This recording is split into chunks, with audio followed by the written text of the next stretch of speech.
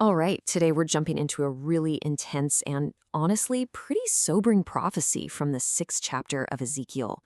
It's a raw message for sure, a message of judgment against a nation's idolatry. But what's fascinating is that hidden within it, we also find this surprising thread of mercy and a constant, powerful declaration of who God is. So the entire chapter gets set in motion by this one divine command. God tells the prophet Ezekiel to set his face toward the mountains of Israel. Now, that's not a casual glance, right? It's a gesture of intense, determined, unshakable focus. And the message he's told to deliver isn't one of comfort. It's a prophecy against the land itself. And to really feel the weight of this, you've got to understand where Ezekiel is. He's not in his homeland of Judah. Nope, he's in exile, a captive, living in Babylon hundreds of miles away. So he's getting this word of impending doom for a nation that's already teetering on the edge of total collapse. That distance, it just makes the whole thing feel even more chilling. What's so striking right off the bat is who God tells Ezekiel to address. It's not the king, it's not the priests, it's the land itself, the mountains, the hills, the rivers, and the valleys. This is such a powerful symbolic act. It suggests a judgment that's going to soak into the very soil of the nation. And verse 3 makes it crystal clear that God is addressing the entire geography. The message is simple. The coming judgment will be total and completely inescapable. It's going to touch every single part of the nation's physical identity. The sword he mentions, that's a devastating military invasion, and it's aimed squarely at destroying their high places.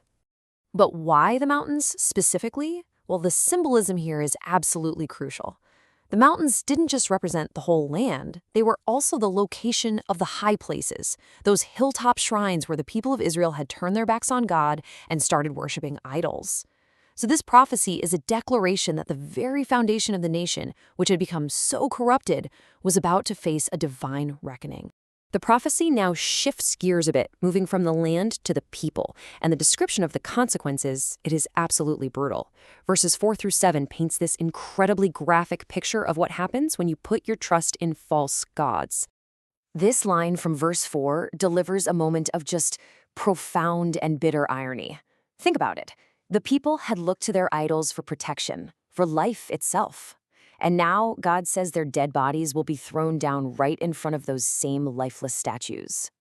As we read through verses 4 to 6, you see that the judgment is perfectly designed to expose the lie of idolatry. The very things the people trusted for life become the backdrop for their death, a silent, grim testimony to the complete and utter powerlessness of their idols. And then, at the end of verse 7, we get the ultimate purpose behind all this devastation. See, this isn't just about punishment, it's about revelation. Through this terrible judgment, the survivors will be forced to recognize God's sole, ultimate authority. And this phrase, "you shall know that I am the Lord," it's not just a one-off thing. It appears around 70 times all throughout the book of Ezekiel. It's like the theological anchor of the entire book, this constant, powerful refrain reminding everyone of the purpose behind all the pain.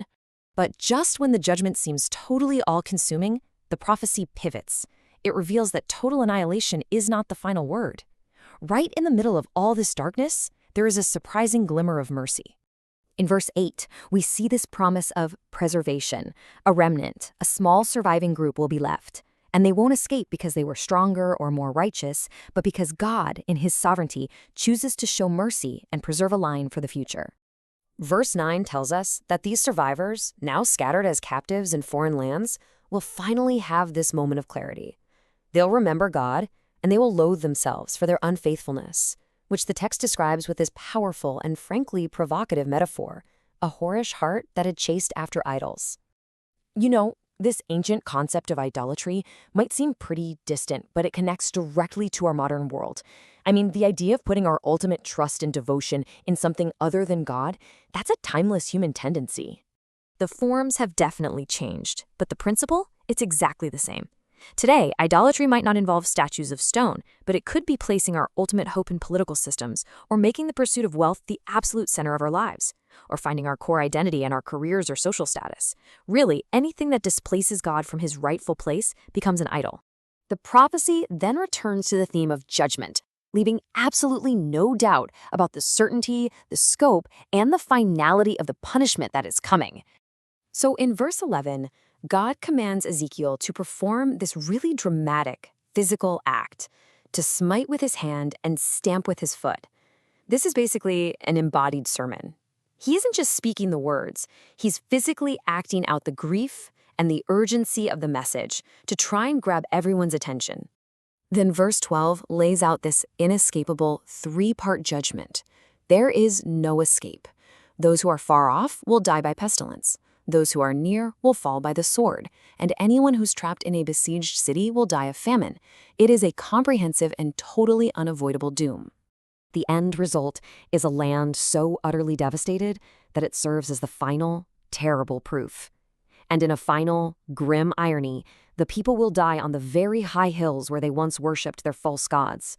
The land itself will become more desolate than the wilderness, an undeniable sign of God's power and righteousness. And so, the chapter concludes by repeating its central theme one last time.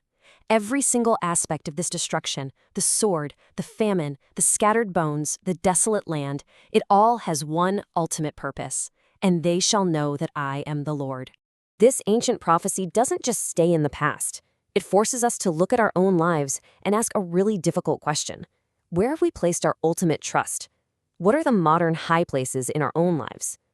The things that promise security but ultimately can't deliver. It's a question worth pondering.